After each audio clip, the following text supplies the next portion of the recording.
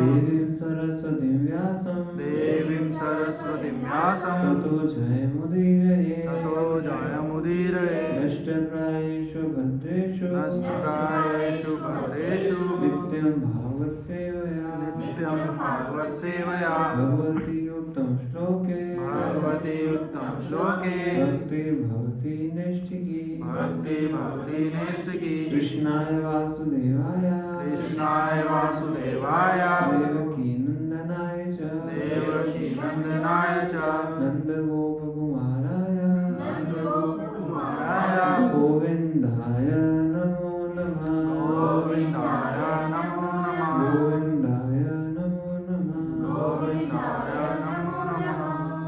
श्रीमद्भागवतम स्कंद 2 अध्याय 1 श्लोक नंबर 12 से 14 नंबर श्लोक का उच्चारण करेंगे,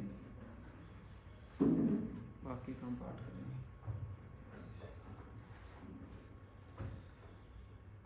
ये श्लोक सुखदेव गोस्वामी परीक्षित महाराज को बता रहे हैं।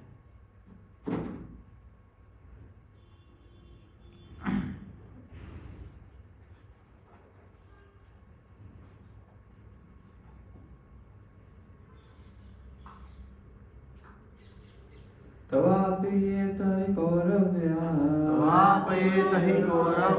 सप्ताहं जीवितावधि उपकल्प्य तत्सर्वं तावद्यत्साम्प्रयकम् तवापि एतहि कौरव्या सप्ताहं जीवितावधि उपकल्प्य तत्सर्वं तावद्यत्साम्प्रयकम् तवापि एतहि कौरव्या सप्ताहं जीवितावधि उपकल्प्य तत्सर्वं तावद्यत्साम्प्रयकम् तवापि एतहि कौरव्या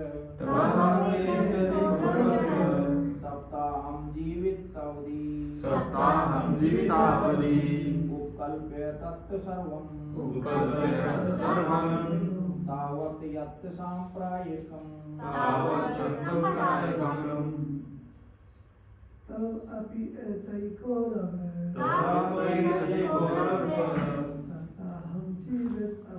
सप्ताहं जीवितावधि उपकल्प्य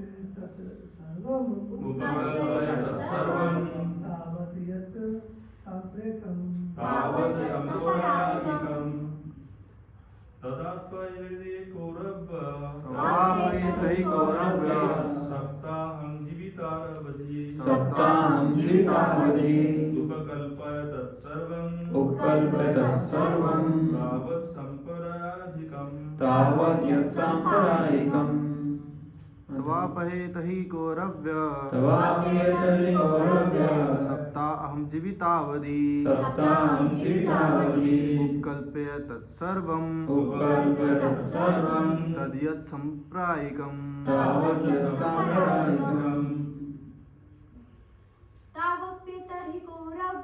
तावप्येतर्हि कौरव्या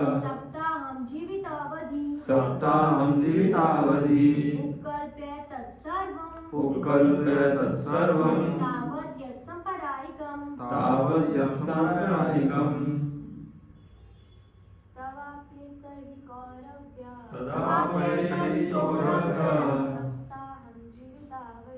सप्ताहं जीवितावधि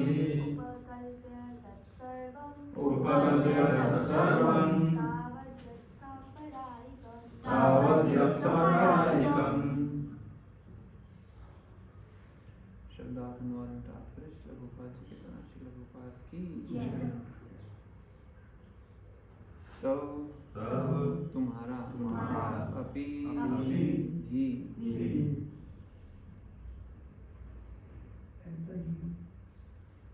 एतर्हि अतएव कौरव्य हे कुरुवंशी सप्ताहं 7 दिन हफ्ता जीवित आयु अवधि सीमा उपकल्पय संपन्न करो तद वे सर्वं समस्त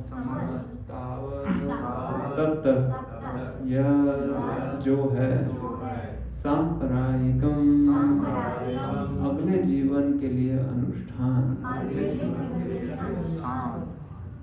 अनुवाद में विचलित रहिए।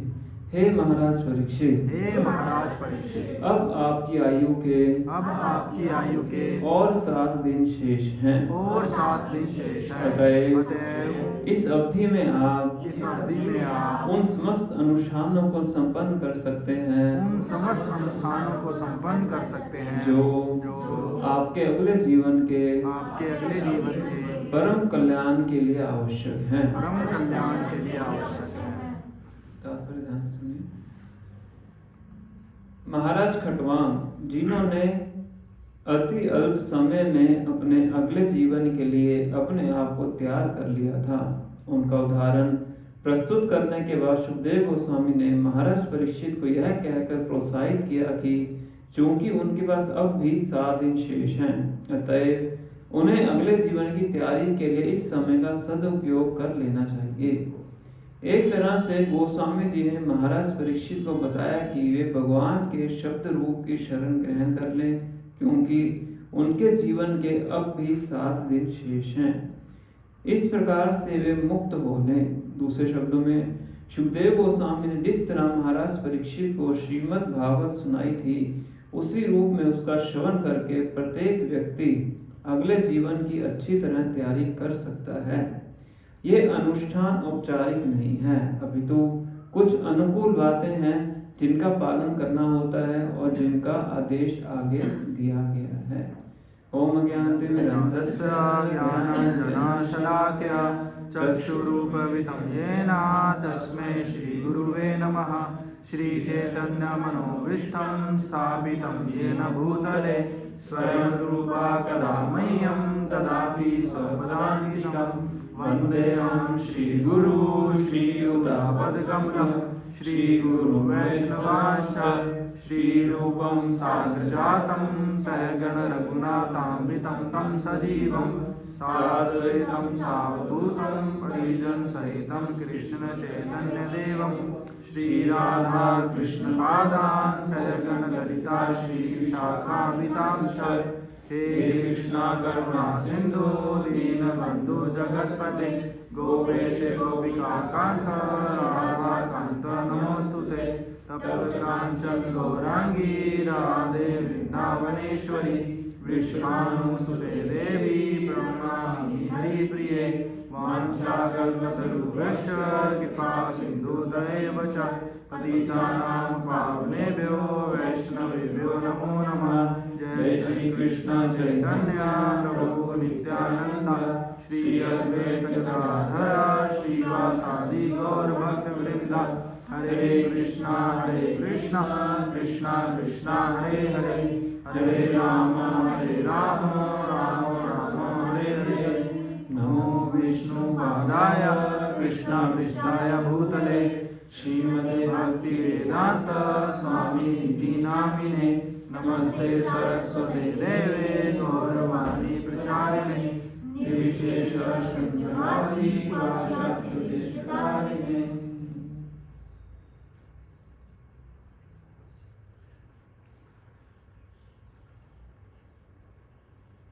हरे कृष्णा। सबका हार्दिक स्वागत है। तो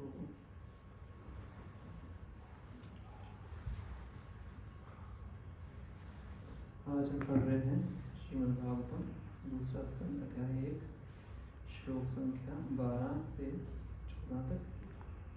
14 नंबर श्लोक में उच्चारण किया है, बाकी 2 का पढ़ लेते हैं, ट्रांसलेशन की चर्चा करें।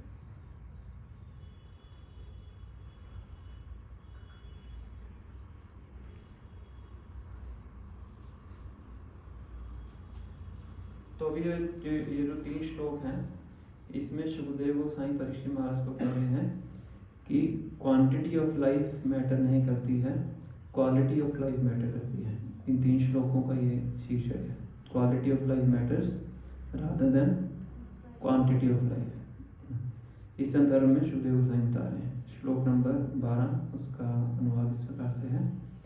ऐसे दीर्घ जीवन से क्या लाभ, दीर्घ जीवन मतलब बड़ा जीवन, ऐसे दीर्घ जीवन से क्या लाभ जिससे इस संसार में वर्षों तक अनुभवहीन बने रहकर गवा दिया जाए। इससे तो अच्छा है पूर्ण चेतना का एक क्षण, क्योंकि इससे उसके परम कल्याण का मार्ग प्रशस्त होता है। श्लोक नंबर 13। राजऋषि खटवांग को जब यह सूचना दी गई कि उनकी आयु का केवल एक क्षण मुहूर्त शेष है, तो उन्होंने तुरंत अपने आप को समस्त भौतिक कार्यकलापों से मुक्त करके परम रक्षक भगवान की शरण ले ली। फिर श्लोक नंबर 14 जिसका हमने उच्चारण किया था। हे महाराज परीक्षित, अब आपकी आयु के और 7 दिन शेष हैं, अतएव इस अवधि में आप उन समस्त अनुष्ठानों को संपन्न कर सकते हैं जो आपके अगले जीवन के परम कल्याण के लिए आवश्यक है। तो बहुत अच्छे तरीके से यहाँ पे वर्णन कर रहे हैं शुभदेव गोस्वामी।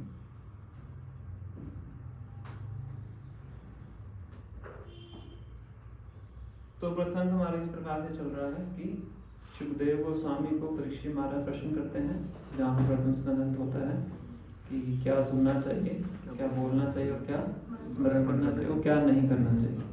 तो दूसरा स्कंद जब शुरुआत होता है तो शुभदेव गोस्वामी पहले क्या नहीं करना चाहिए उसका वर्णन करते हैं, जिस संदर्भ में गृह मेदी के जीवन का वर्णन हमने पढ़ा था।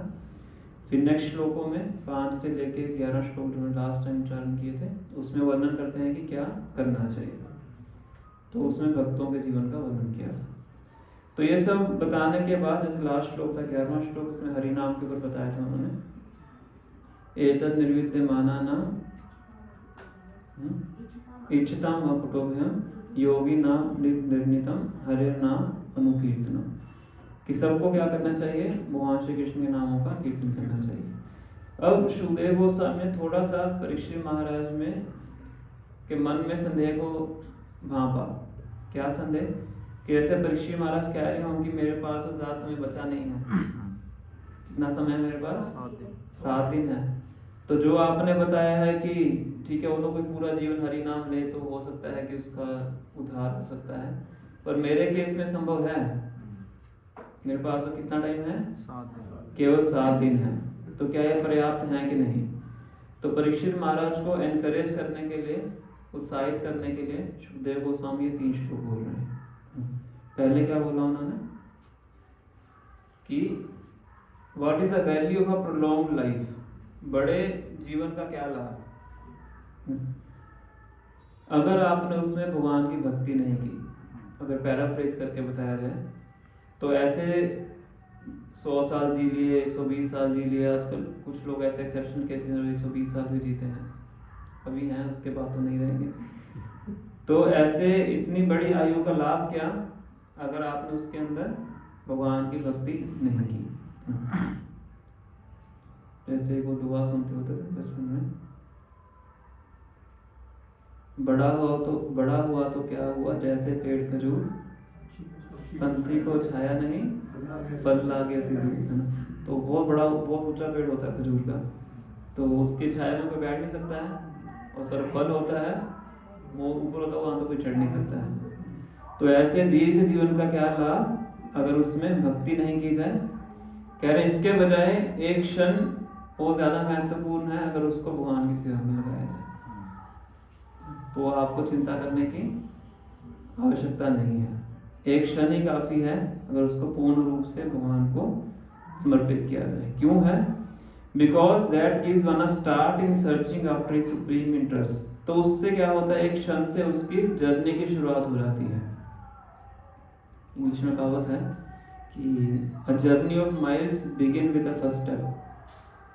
जो बहुत बड़ी जर्नी है उसकी शुरुआत कहाँ से होती है? एक सिंगल पहले कदम से होती है। तो वो जो एक क्षण आपने भगवान की भक्ति में बताया वो आपका परम सत्य को प्राप्त करने की जर्नी का पहला कदम हो सकता है। तो ये उन्होंने बताया। फिर आगे उसका उदाहरण भी दिया कि ऐसा परीक्षित महाराज पूछ सकते हैं कोई, ठीक है आपने बोल दिया, कोई एग्जाम्पल भी है इसका। तो नेक्स्ट श्लोक में एग्जाम्पल देते हैं खटवांग महाराज का।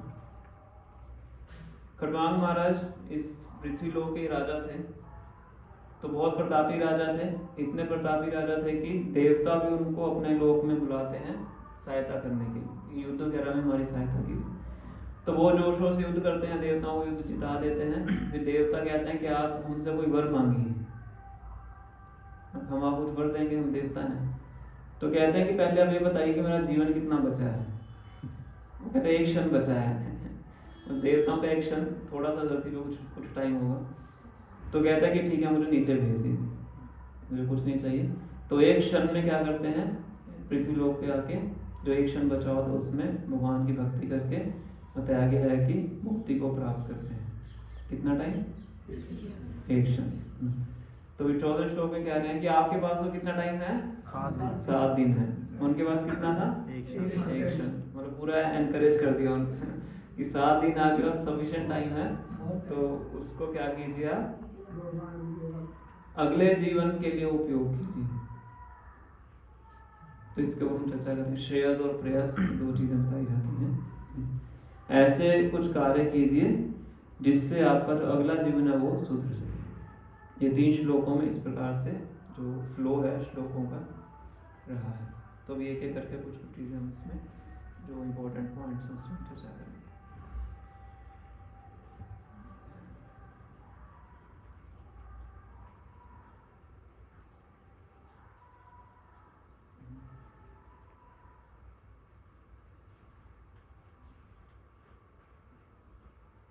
तो इसमें प्रभुपाद एग्जाम्पल देते हैं, पेड़ों की एग्जाम्पल देते हैं। जो पेड़ हैं बताया जाता है कि सबसे निम्न योनि में आते हैं। जितनी 84 लाख योनियां हैं उसमें सबसे नीचे कौन सी योनि आती है? पेड़ों की योनि आती है, क्योंकि उनमें चेतना ऑलमोस्ट नील होती है। चेतना तो होती है पर बहुत कम होती है। कोई काटता भी है तो रिस्पॉन्ड नहीं कर पाते हैं, उनकी बॉडी ऐसी है। धूप में खड़े रहना पड़ता है, बारिश में खड़े रहना पड़ता है, कुछ हिल डुल भी नहीं सकते हैं। और लाइफ कितनी होती है? हजारों साल होती है। उनका एग्जाम्पल देते हैं। फिर पेड़ है उनकी लाइफ कितनी है? हजारों साल है। और उस लाइफ का फायदा है? नहीं। दूसरों को फायदा हो सकता है, छाया मिलती है इस तरह से। तो उसी प्रकार से पॉइंट क्या कह रहे हैं यहाँ पे Prabhupada ji? Quality of life matters more than quantity of life. तो इसीलिए हमें क्वालिटी पे फोकस करना चाहिए। हमारी लाइफ की क्वालिटी क्या होनी चाहिए? अच्छी होनी चाहिए। क्वालिटी मतलब बोल सकते हो कि मेरे पास आईफोन होना चाहिए, बड़ा घर होना चाहिए, मर्सिडीज गाड़ी होनी चाहिए। कुछ लोग इसी को ही हाई स्टैंडर्ड ऑफ लाइफ बोलते हैं, उसका स्टैंडर्ड बहुत हाई है, मर्सिडीज गाड़ी में घूमता है। तो वो क्वालिटी ऑफ लाइफ की यहाँ बात नहीं की गई है, वो मटीरियलिस्टिक लाइफ है। हम जिस क्वालिटी की बात कर रहे हैं वो क्या है? Spiritual quality. ठीक है, तो क्यों महत्वपूर्ण है उस पर चर्चा करते हैं। पहले हम 2 श्लोक उच्चारण करेंगे श्रीमद् भागवतम में से। 5th कैंटो चैप्टर नंबर 19 श्लोक नंबर 23 और श्लोक नंबर 25। तो इन 2 श्लोकों के अंदर ह्यूमन फॉर्म ऑफ लाइफ की इंपॉर्टेंस का वर्णन किया गया है। 5वां स्कंद 19वां अध्याय श्लोक नंबर 23 और 25।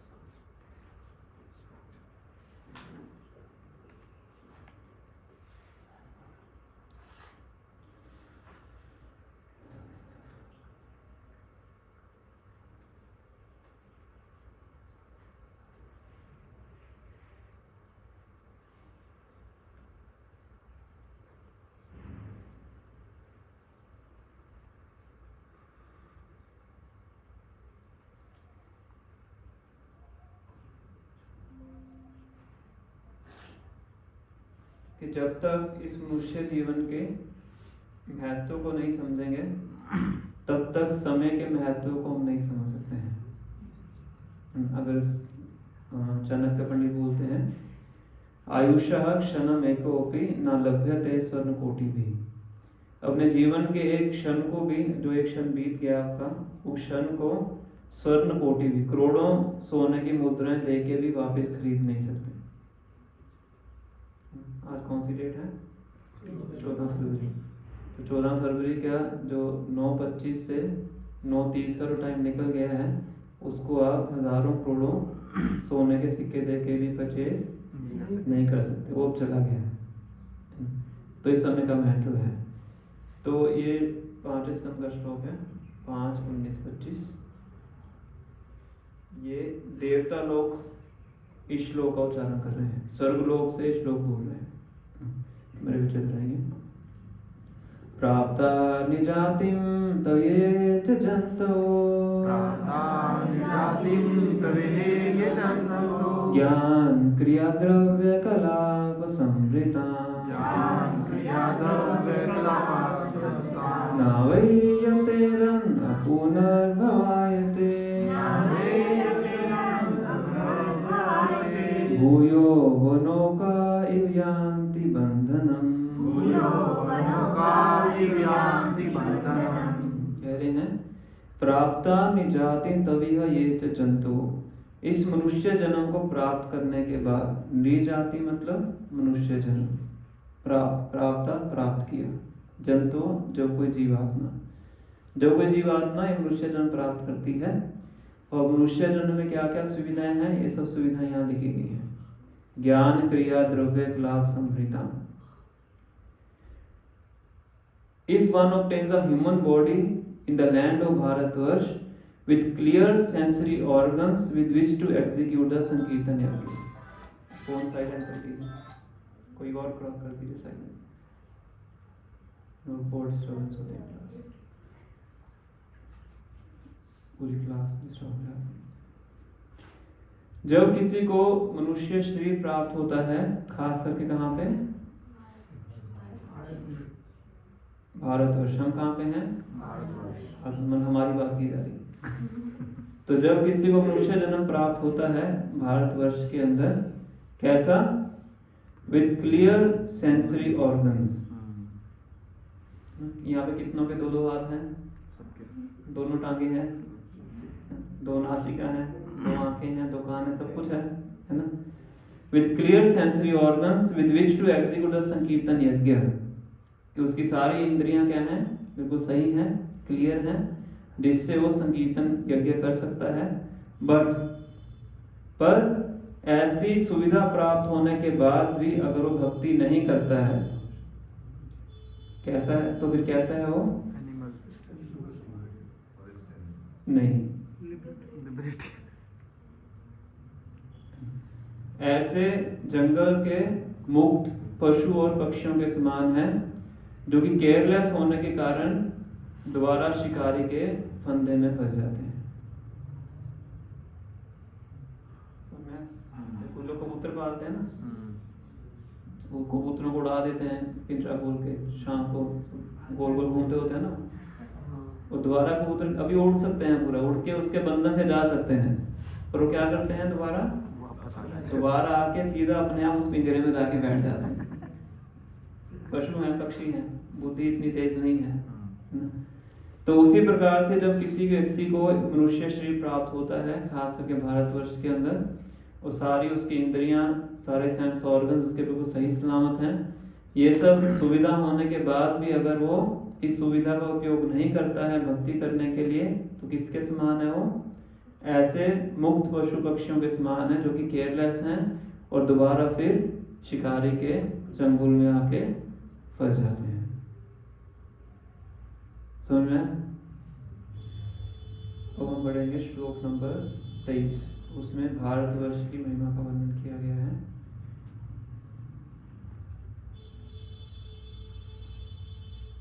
देखिए, यहाँ के जो लोग हैं, धरती के लोग, वो कहाँ जाना चाहते हैं?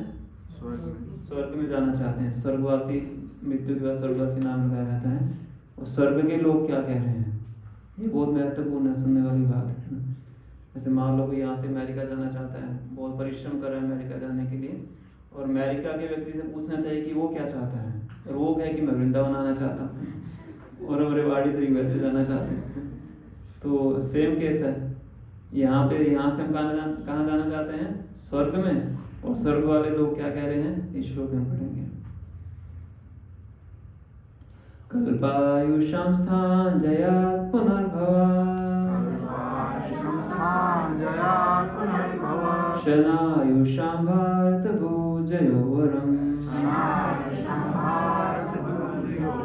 शनेन मर्तेन कृतं मनस्विना सन्न्यस्य संयात्य भयं पदं हरे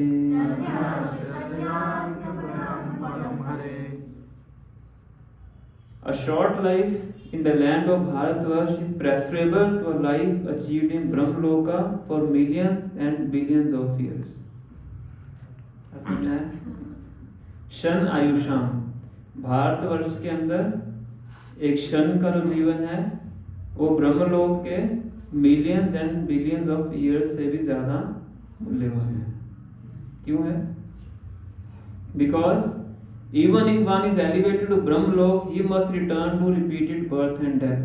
कि अगर कोई ब्रह्मलोक में चला, ब्रह्मलोक मतलब स्वर्गीय ग्रह है, अगर कोई उसमें भी चला जाता है तो उसको वापस जन्म मृत्यु के चक्कर में घूमना पड़ता है। Although पर life in Bharatvarsh is very short, one who lives there can elevate himself to full Krishna consciousness and achieve the highest perfection even in this short life। पर इस भारतवर्ष के अंदर, क्योंकि हमारे जो 100 वर्ष हैं और ब्रह्मा जी के जो 100 वर्ष हैं उसमें बहुत अंतर है। ब्रह्मा जी के 100 वर्ष बहुत ज़्यादा हैं और हमारे 100 वर्ष क्या हैं, वो छोटे हैं।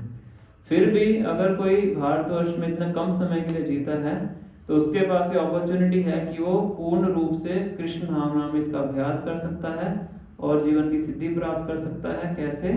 Bye fully surrendering unto the lotus feet of the lord. भगवान श्री कृष्ण को शरणागत हो सकता है और ऐसा करने के बाद वो वैकुंठ लोक में वापस जा सकता है जहाँ पे उसको दोबारा जन्म मृत्यु के इस साइकिल के अंदर नहीं पड़ता है।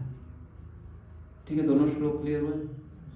दोनों श्लोकों के अंदर पहला श्लोक जो हमने उच्चारण किया था उसमें ह्यूमन फॉर्म ऑफ लाइफ की इंपॉर्टेंस का वर्णन किया गया है और ये जो श्लोक हमने उच्चारण किया है इसमें भारतवर्ष में रह के भक्ति करने के लिए छोटे से समय का भी महत्व यहाँ पे वर्णन किया गया। तो ये सुखदेव गोस्वामी परीक्षित महाराज को सांत्वना कह लीजिए या प्रोत्साहन कह लीजिए कि आप चिंता मत कीजिए, आपके पास तो फिर भी कितना समय है? 7 दिन है। एक क्षण ही काफी है, पर भगवान ने तो आपको कितना टाइम दिया है? 7 दिन दिया है।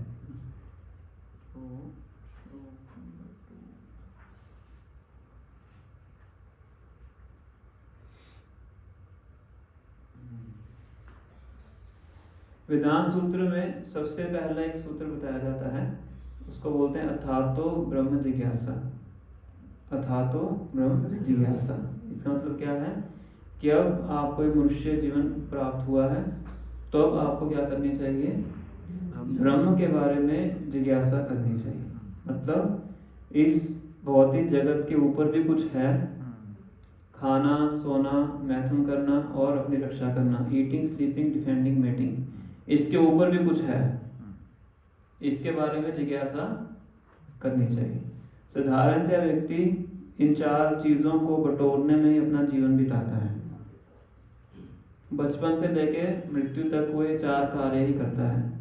कैसे इन 4 कार्यों को अच्छे से किया जाए इसके लिए परिश्रम करता है।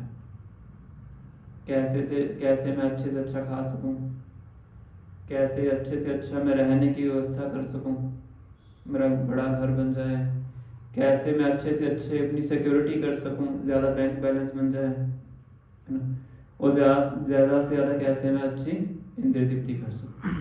इसके लिए सब लगे हुए हैं। बचपन से पूरा बैग पीछे डाल के हम क्यों जाते हैं स्कूल? ताकि बड़े होके धन कमा सकें। और 4 साल के उसे शुरू कर देते हैं तैयारी। और धन किस लिए चाहिए? धर्म, अर्थ, काम। अर्थ किस लिए चाहिए? काम के लिए, मतलब अपनी इच्छाओं की पूर्ति के लिए। अब इच्छाएं बढ़ती जा रही हैं तो धन की रिक्वायरमेंट बढ़ती जा रही है। अब धन की रिक्वायरमेंट बढ़ती जा रही है तो परिश्रम बढ़ता जा रहा है। पहले लोग कुछ 5-6 घंटे काम करते थे, अब नॉर्मल शिफ्ट 9 घंटे की होती है। अभी लोग 2-2 शिफ्टें भी करते हैं, है ना। ये सब प्रोपोर्शन में चलता है कि काम बढ़ रहा है, इच्छाएं बढ़ रही हैं, जरूरतें बढ़ रही हैं तो परिश्रम बढ़ रहा है। अत्याहार प्रयास। पर शास्त्र क्या कहते हैं, किसके बारे में जिज्ञासा करनी चाहिए? ब्रह्म के बारे में। इन 4 चीजों से ऊपर भी कुछ है, उसके बारे में जिज्ञासा करनी चाहिए। जिज्ञासा मतलब इंक्वायरी, इनक्विजिटिवनेस। और इंक्वायरी या क्वेश्चन किसके मन में आता है?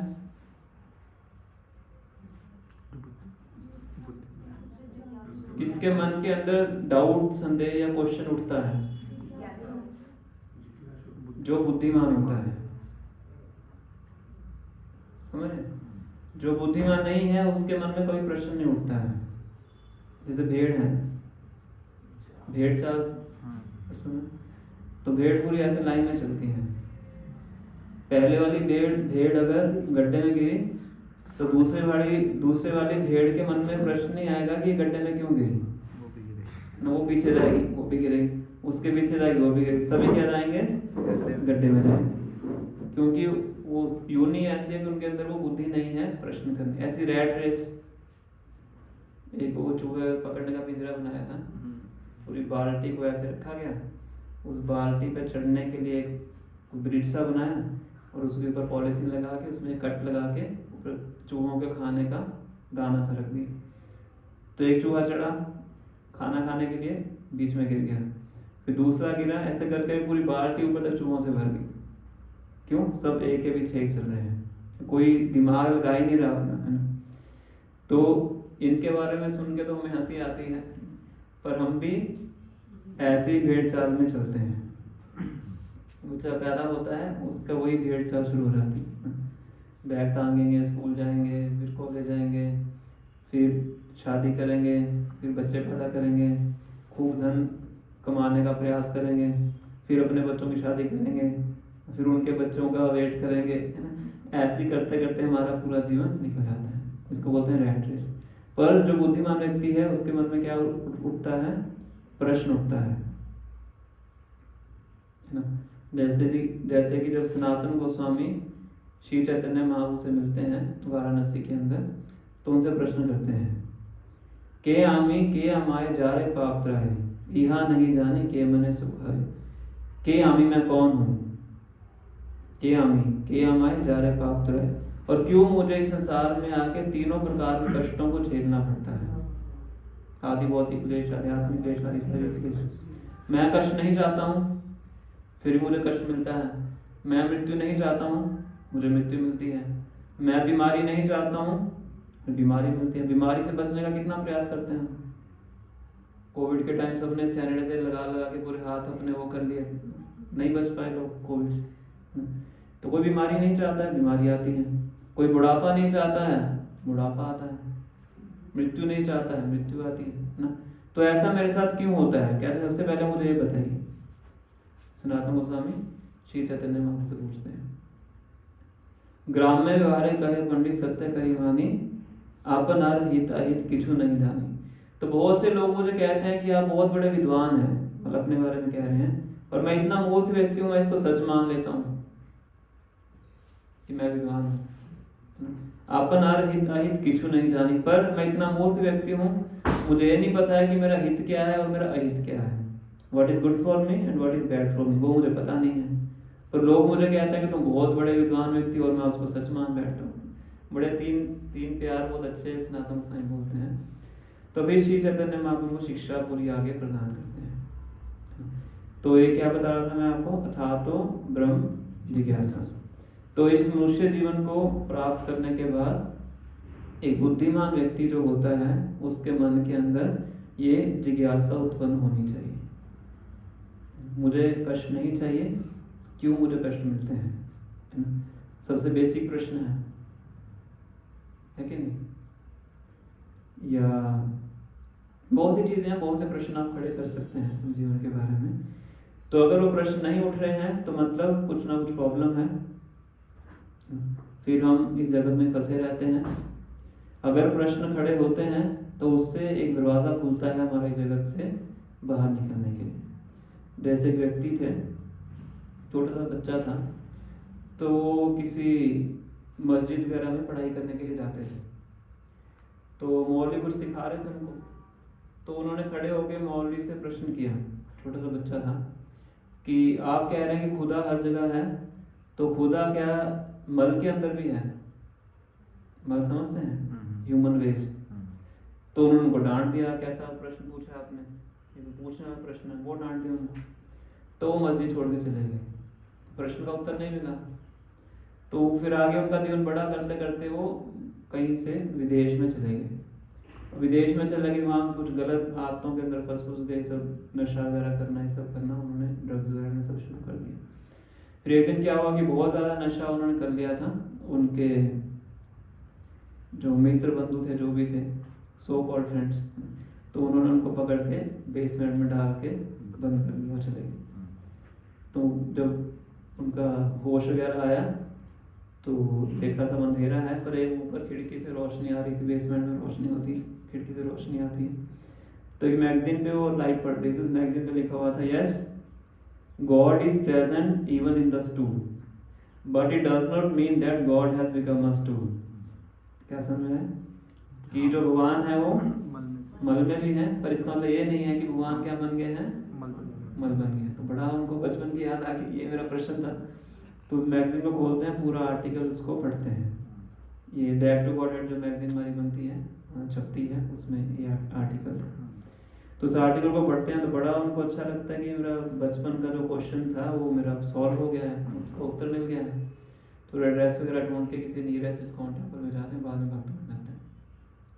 और वो डिवोटी बहुत एडवांस भक्ति, काफ़ी उन्नत अवस्था में है, कोर्सेज वगैरह भी कंडक्ट करते हैं, भक्ति शास्त्री कोर्स भी लेते हैं, भक्ति वगैरह भी पढ़ाते हैं, और सब कुछ उन्होंने छोड़ दिया, पूर्ण रूप से भक्त बन गए। मतलब क्या है कि जो बुद्धिमान होता है उसके मन के अंदर प्रश्न उठते हैं, और ये प्रश्न हमेशा हमारे मन के अंदर उठना चाहिए कि इस ईटिंग, स्लीपिंग, डिफेंडिंग, मेटिंग के ऊपर भी कुछ है, इस भौतिक जगत के ऊपर भी कुछ है, मरने के बाद भी जीवन होता है ना। ये सब क्या है, बेसिक क्वेश्चन हमारे मन में उठने चाहिए, तभी हम इस ह्यूमन फॉर्म ऑफ लाइफ के लिए इम्पोर्टेंस है उसको हम समझ पाएंगे। तो जो 40 नंबर श्लोक है उसके अंदर परीक्षित महाराज को शुकदेव गोस्वामी बता रहे हैं कि आपके पास 7 दिन है, तो इस 7 दिनों में आप ऐसे अनुष्ठान कीजिए जिससे कि अपने अगले जीवन को सुधारने के बारे में आप कुछ सोच सकें। तो शास्त्रों में 2 शब्द यूज किए जाते हैं, एक होता है श्रेयस और एक होता है प्रेयस। प्रेयस शब्द का अर्थ होता है इमीडिएट बेनिफिट, और श्रेयस शब्द का अर्थ होता है लॉन्ग टर्म बेनिफिट। एग्जाम्पल देकर बताता हूँ, जैसे कि कोई बच्चा है तो उसका कल मान लीजिए एग्ज़ाम है, तो अपना घर में बैठ के पढ़ाई करने का प्रयास कर रहा है, तो उसके फ्रेंड्स आते हैं उसके पास कि चलो हम ग्राउंड में खेलने चलते हैं। बड़ा मन करता है उसका खेलने जाने के लिए, तो तुरंत अगर वो आज के दिन खेलने चला जाएगा तो उसको आनंद की प्राप्ति होगी, है ना। तो वो क्या है, उसका प्रेयस है, इमीडिएट बेनिफिट है, पर कल को क्या हो जाएगा, एग्जाम में फेल, लॉन्ग टर्म नुकसान है।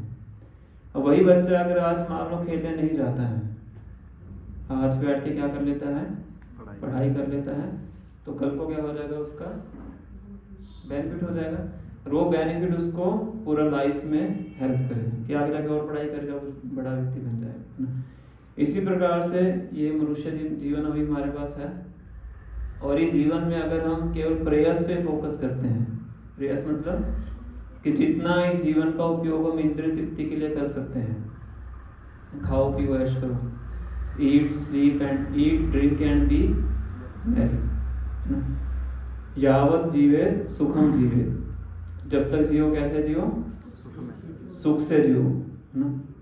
आगे क्या है, कुतस पुनः आगमनो भवे, आगे किसने क्या देखा है, मृत्यु के बाद क्या देखा, जब तक शरीर है तब तक उसको पूरा एंजॉय करो। तो ये क्या हो गया आपका, ये है प्रयास, इमीडिएट बेनिफिट।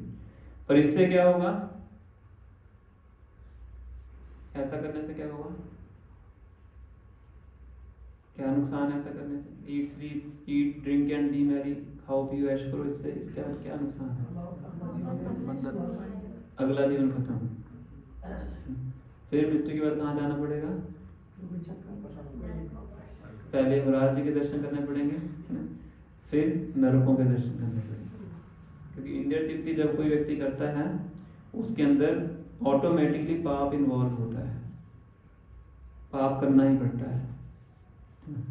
और इस मनुष्य जीवन का उपयोग अगर आप उस पर्पस के लिए नहीं करते हैं जिस पर्पस के लिए मनुष्य जीवन दिया गया है, वो अपने आप में ही सिंफुल एक्टिविटी है। जैसे मान लीजिए कोई पिताजी हैं, बहुत मेहनत करके पैसे कमा के अपने पुत्र को एक लैपटॉप परचेज करके देते हैं, इसलिए कि बेटा इंजीनियरिंग कॉलेज में गया है, इस लैपटॉप का इस्तेमाल करके पढ़ाई करेगा। पर बेटा क्या करता है उस लैपटॉप से, वीडियो गेम खेलेगा, वो सब करेगा, है ना। तो पिताजी क्या करेंगे, उससे लैपटॉप छीन लेंगे, वो 5-6 उसको खींच के भी देंगे, है ना, क्योंकि इतनी मेहनत करके दिया मैंने। तो उसी प्रकार से मनुष्य जीवन दिया जाता है, किसी पर्पस के लिए दिया जाता है, और उस पर्पस के लिए अगर इसका उपयोग नहीं करते हैं, इंद्रिय तृप्ति के लिए करते हैं, तो भौतिक प्रकृति उस देह को आपसे छीन लेती है। तो कहते हैं कि मनुष्य जीवन पाके भी आपने पशुओं के काम करने हैं, तो पशुओं की नहीं लीजिए, है ना। मनुष्य को दांत दिए गए हैं वेजिटेरियन बनने के लिए। जो डॉक्टर उनको पता होगा, माता जी डॉक्टर है, तुम्हारे दांत हैं किसके लिए हैं, वेजिटेबल्स खाने के लिए। क्या 90 तो 4 ही होते हैं ना हमारे पास। तो अगर ये दांत लेके भी मनुष्य जीवन लेके मांस खाना है आपको, तो भौतिक प्रकृति कहेगी कि आपको मनुष्य जीवन की क्या आवश्यकता है, शेर की देह प्राप्त कीजिए, खुलेआम खाइए मांस, परचेज करने की आवश्यकता नहीं है, पकाने की आवश्यकता नहीं है। उनका जो डाइजेस्टिव सिस्टम होता है वही स्ट्रेट होता है। हमारी बॉडी में तो 3 से 7 दिन लग जाते हैं मीट को डाइजेस्ट करने में, समझ रहे। तो अगर इस देह का उपयोग उस पर्पस के लिए नहीं किया जाएगा जिस पर्पस के लिए आपको दिया गया है, तो ये देह आपसे छीन ली जाएगी, फिर आपको कोई और दूसरी देह दी जाएगी, पशु की योनि, पक्षी की योनि, पेड़ पौधों की योनि। इसको बहुत सोना पसंद है, क्या बनेगा वो, पोलर बियर बने, 6 महीने सोता है वो। ये सब भगवद्गीता में बताया गया है। जिसको निवस्त रहना अच्छा लगता है, अपनी बॉडी को दिखाना अच्छा लगता है, तो उनकी क्या योनि बनती है, पेड़। ठीक है, बिना वस्त्रों के खड़े रहो, फोटो खींचो जितनी खींचनी आती है, तो ऐसी योनि दी जाएगी, समझे। अगर मनुष्य जीवन का उपयोग नहीं करेंगे सही तरीके से, तो वो फैसिलिटी आपसे छीन ली जाएगी, और उस फैसिलिटी का गलत उपयोग करने के लिए दंड भी दिया जाएगा। तो उसके लिए अलग अलग प्रकार से नरकों का वर्णन किया गया है। तो ये तो है प्रेयस। इमीडिएट बेनिफिट सोचेंगे तो लॉन्ग टर्म डिसएडवांटेज आपको मिलता है। और श्रेयस का मतलब क्या है कि अभी थोड़ा सा कष्ट व्यक्ति भोग लेता है। जैसे जो बच्चा है आज के दिन अपने मन को मार के, इच्छा कर रही है उसे खेलने की, पर मन को मार के आज के दिन पढ़ाई कर लेता है, तो कल उसका अच्छा है। उसी प्रकार से अगर कोई जीवात्मा है, ये जीवन में थोड़ी सी तपस्या कर लेता है, तो उसको फिर लॉन्ग टर्म बेनिफिट उससे मिलता है। क्या बेनिफिट है, यद गत्वाना निवर्तन्ते तद धाम परमम। भगवान भगवत में बताते हैं कि मेरे धाम में जाने के बाद उसको वापस नहीं आना पड़ता है। तो ये है श्रेयस और प्रेयस। तो ये सुखदेव गोस्वामी परीक्षित महाराज को कह रहे हैं। तो इस संदर्भ में एक स्टोरी सुनाते हैं। तो एक व्यक्ति था, समझाने के लिए स्टोरी बनाई गई है कि वो समुद्री जहाज में जा रहा था कहीं, बीच में कुछ तूफान वगैरह आ गया, उसका जहाज भटक गया, तो किसी अनजान आइलैंड पे चला जाता है, पता नहीं कौन सा आइलैंड, वहाँ पहुँचता है। वहाँ उतरता है तो देखते आसपास कोई नहीं है। थोड़ी देर में उस दिशा से बहुत से लोगों को आते हुए देखते हैं। तो लोग आते उसको सीधा अपने कंधों में बिठा लेते हैं, पार्क में बिठा देते हैं, बहुत उसका स्वागत करते हैं। वो स्वागत करके अपने कबीले में ले जाते हैं। समझ नहीं आ रहा मेरे साथ क्या हो रहा है। अपने कबीले में ले जाते हैं और उसको राजा बना देते हैं। बड़ा प्रसन्न हो जाता है कि इतना तो मुझे घर में नहीं मिलता था, सम्मान इतना यहाँ मिल रहा है। तो राजा बन जाता है, अपना रूल करना शुरू कर देता है। कुछ दिनों के बाद अपने उसी टेरिटरी में घूम रहा होता है, तो वहाँ पे बहुत बड़ी दीवार होती है। तो वहाँ पे बुलाता है कि ये दीवार क्या है? तो कहते हैं कि यहाँ पे ना लोग ऐसे आते रहते हैं, उनके जहाज वगैरह तूफान में फंस जाते हैं, तो यहाँ पे आते हैं। तो हमारे यहाँ का नियम है कि जो भी आता है उसको राजा बनाते हैं 1 साल के लिए, और 1 साल के बाद हम इस दीवार के पीछे फेंक देते हैं। और दीवार के पीछे क्या था? जंगल वंगल था, मतलब उसकी मृत्यु हो जाती है।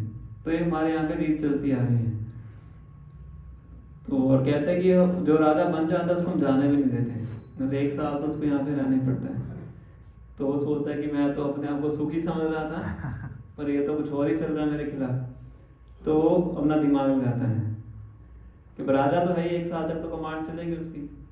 तो कहता है कि दीवार के पीछे जितना भी एरिया है इसको पूरा सफाई करके इसको पूरा गार्डन वार्डन इस तरह से बना दिया जाए। क्यों? क्योंकि 1 साल और कहाँ जाना है? इसमें जाना है। समझ रहे हैं? तो जो साधारण व्यक्ति है वो किस पे फोकस करेगा? 1 साल पे फोकस करेगा कि 1 साल में जितना एंजॉय कर सकते हैं कर लो, उसके बाद तो मरना ही है। पर जो बुद्धिमान व्यक्ति है वो आगे की सोचेगा। तो हमें मनुष्य जीवन प्राप्त हुआ है, तो हमें श्रेयस पे ध्यान देना चाहिए, प्रेयस पे ध्यान नहीं देना चाहिए, है ना? कि मृत्यु के बाद भी आगे कहाँ पे जाना है उसके बारे में हमें ध्यान देना चाहिए। तो इसलिए शुभदेव गोस्वामी कह रहे हैं कि क्वालिटी ऑफ लाइफ मैटर्स, कि जो जीवन की क्वालिटी है वो ज़्यादा मैटर करती है, क्वांटिटी मैटर नहीं करती है ना। कई बार लोग बोलते हैं कि जैसे मैं पंजाब से हूँ, तो वहाँ पे बहुत लोग बोलते हैं हमारी तो दाढ़ी सफ़ेद हो गई। दाढ़ी सफ़ेद हो गई मतलब बहुत बहुत बड़े हो गए हम, है ना? तो पर उससे फर्क नहीं पड़ता है। फर्क इससे पड़ता है भक्ति कितनी की है। तो ये शुभदेव गोस्वामी यहाँ पे वर्णन कर रहे हैं। खटवांग महाराज का एग्जाम्पल दिया है, फिर परीक्षित महाराज को कह रहे हैं कि 7 दिन तो आपके लिए क्या है? सफिशिएंट है। इस 7 दिनों में क्या कीजिए? मेरे सामने बैठ के श्रीमद् भागवतम का श्रवण कीजिए। जो मैंने अपने पिताजी से सुना है, व्यास जी से सुना है, वही मैं आपको आगे जाके बताऊंगा। तो इसीलिए भगवान श्री कृष्ण के आश्रय को हमें चुनना चाहिए इंद्र दीप्ति के बजाय। इस मनुष्य जीवन में हमारे पास हमेशा चॉइसेस रहती हैं। जीवन के हर मोड में हमारे पास क्या है? चॉइसेस हैं। 10th पास करते हैं तो चॉइस है आपके पास, मेडिकल लेना है, नॉन मेडिकल लेना है, कॉमर्स लेना है कि नहीं? ग्रेजुएशन करने के बाद भी चॉइस है, मैरिज से पहले भी चॉइस है, किससे मैरिज करनी है, किससे मैरिज नहीं करनी है। तो इस तरह से इस मनुष्य जीवन में हमेशा हमारे पास क्या है? चॉइसेस हैं। हम माया के आश्रय में भी जा सकते हैं, ये भी चॉइस है। हम भगवान के आश्रय में भी जा सकते हैं, ये भी चॉइस हमारे पास है। भगवान एक जीवात्मा से कभी भी चूज करने की जो शक्ति है वो छीनते नहीं है। ये चॉइस हमेशा उसके पास रहेगी, मुक्त होने के बाद भी रहती है। तो कैसी चॉइस हम करते हैं वो हमारा आगे के जीवन को बताता है। गलत रास्ता चूज करेंगे तो गलत जगह पे जाएंगे, सही रास्ता चूज करेंगे तो सही दिशा में जाएंगे। अब परीक्षित महाराज की सिचुएशन आप समझ सकते हैं, किसी के 7 दिनों में मृत्यु होने वाली है। तो ये भी हो सकता था कि 7 दिनों को रो रो के बिता सकते थे। क्या हो गया मेरे साथ हमेशा बुरा ही क्यों होता है? Why bad things happen to good people, है ना? अब क्या करूँगा मैं, मेरे बच्चों का क्या होगा, मेरी पत्नी का क्या होगा, बहुत जगह पे रो सकते हैं। पर उन्होंने ऐसा नहीं किया, बल्कि उसको एक अपॉर्चुनिटी के रूप में देखा जीवन के लक्ष्य को प्राप्त करने के लिए। तो ये मानसिकता हमें अपने जीवन में भी अपनानी चाहिए कि फालतू में लेमेंट कभी नहीं करना चाहिए, पर हर परिस्थिति को एक अपॉर्चुनिटी के रूप में देखना चाहिए भगवान का स्मरण करने के लिए। ठीक है? वो तभी हो सकता है जब शुभदेव गोस्वामी जैसे मार्गदर्शक हमारे जीवन में होते हैं। तो इसलिए शुभदेव गोस्वामी अभी तो प्रवचन शुरू भी नहीं किया है, तो आगे पूरे कितने 11 स्कंद और बताने हैं, और उससे पहले उनका मूड सेट कर रहे हैं कि ये मत सोचिए कि कम समय है, बहुत समय है, इस समय का सदुपयोग करके भगवान के धाम को वापस जा सकते हैं। ठीक है? तो ये कुछ पॉइंट्स है इस विषय के बारे में, कैसे मनुष्य जीवन हमारा बहुत महत्वपूर्ण है और इसका जो समय है उसका सदुपयोग करना चाहिए और आगे का सोचना चाहिए, आज को इंद्र दीप्ति में गवा नहीं देना चाहिए। तो कोई प्रश्न है आपका इसमें से तो पूछ सकते हैं, अदरवाइज हम यहीं स्टॉप करना है।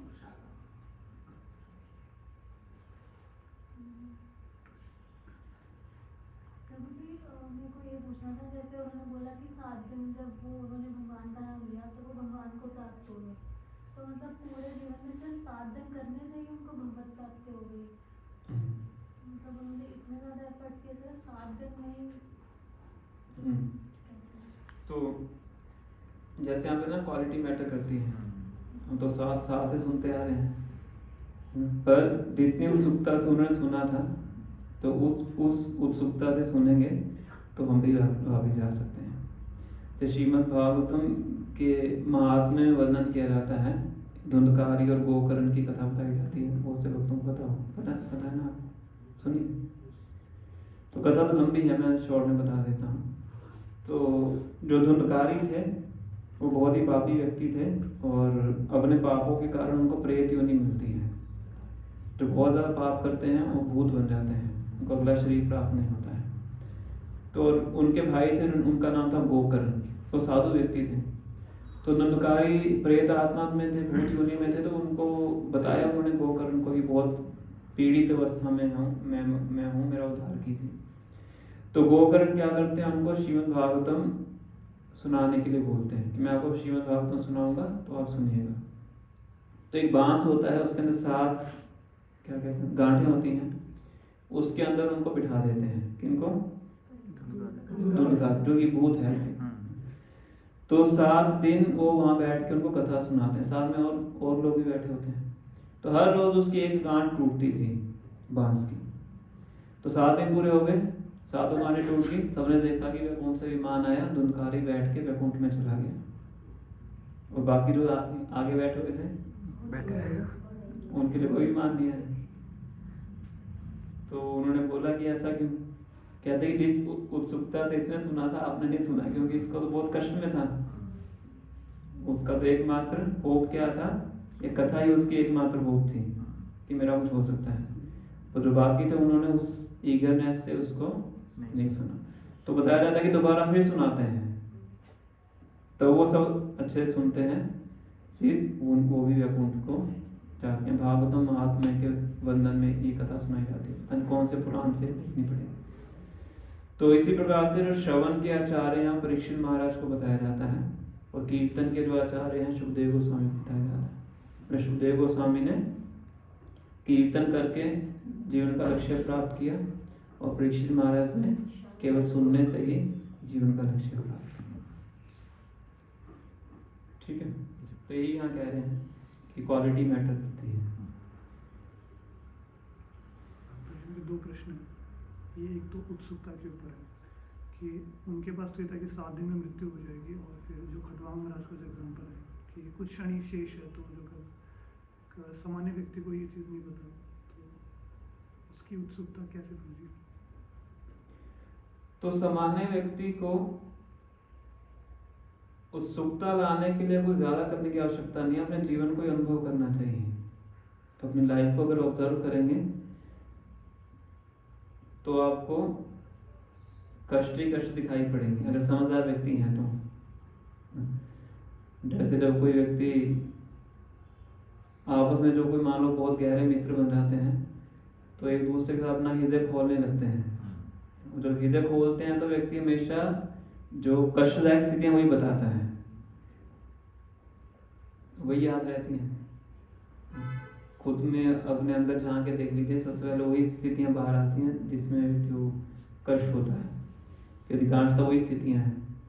तो ऐसी पूरी लाइफ को अपने ऑब्जर्व करना चाहिए बचपन से लेकर अब तक, है ना। तो इस नतीजे पहुंचना चाहिए कि मुझे इतनी खुशी प्राप्त नहीं हुई है जितने मुझे कष्ट प्राप्त हुए हैं, जो कि सच्चाई है ना। अगर इसको नहीं ऑब्जर्व कर पा रहे हैं मतलब, तो अभी हम इतने बुद्धिमान नहीं हुए हैं कि हम इम्पार्शियल ऑब्जर्वेशन कर सकें। समझे? इम्पार्शियल मतलब निष्पक्ष, निष्पक्ष अवलोकन। तो इसको करना बहुत आवश्यक है, तो उससे फिर हमारी उत्सुकता बढ़ेगी जगह से बाहर निकलने की। बाकी शास्त्र सब है ही, शास्त्र में तो सब पूरा वर्णन किया ही गया है। जो बड़े बड़े विद्वान हैं आध्यात्मिक ज्ञान में, उन्होंने अपनी अनुभूतियाँ दी हैं। खुद को अगर जीवन में अनुभूतियाँ नहीं कर सकते हैं तो उनकी अनुभूतियों को पढ़ के सीखना चाहिए। तो इस तरीके से हम समझ सकते हैं कि जैसे शिला भक्ति सिद्धांत सरस्वती ठाकुर महाराज बोलते थे, this material world is not a place for a gentleman. ये भौतिक जगत एक सभ्य व्यक्ति के लिए स्थान नहीं है। और श्री चैतन्य महाप्रभु इसको गटर से कंपेयर करते हैं। विषय विष्टा गर्त, गर्त मतलब गटर, विष्टा मतलब मल, किसका? विषय, इंद्रिय भोग। तो इस तरीके से एक जो बुद्धिमान व्यक्ति है इस निष्कर्ष पे पहुंच सकता है कि उसको इस जगह से बाहर निकलना चाहिए।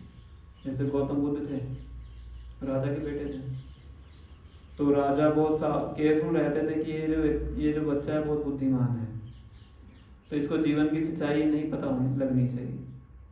उनको बूढ़े व्यक्ति से नहीं मिलने देते थे, मृत्यु का उनको सामना नहीं करने देते थे।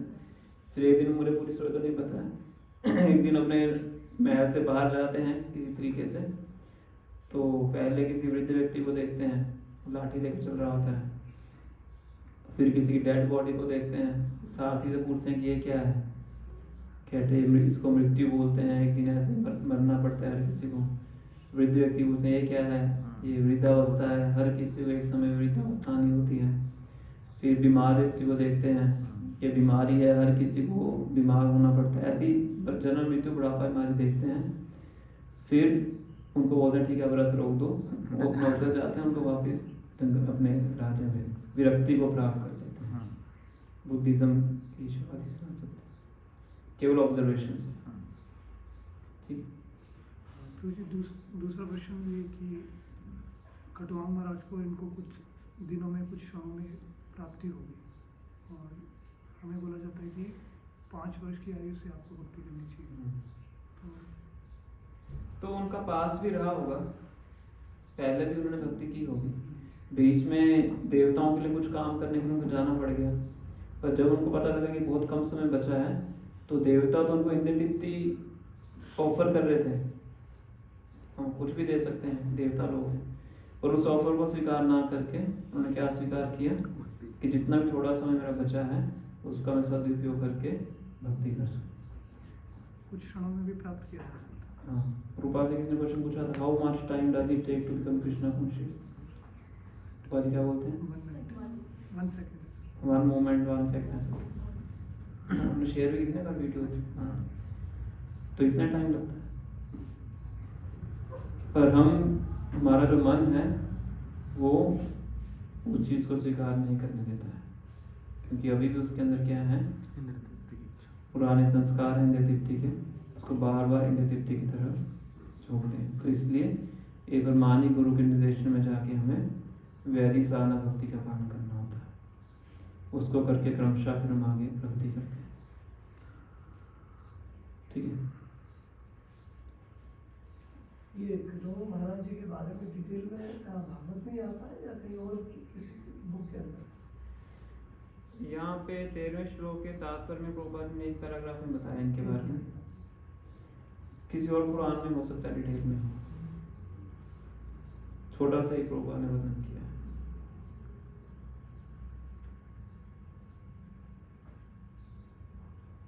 ठीक है। श्री भगवान की जय, श्री कृष्ण भगवान की जय, की श्री श्री की जय, गौर प्रेमानंद।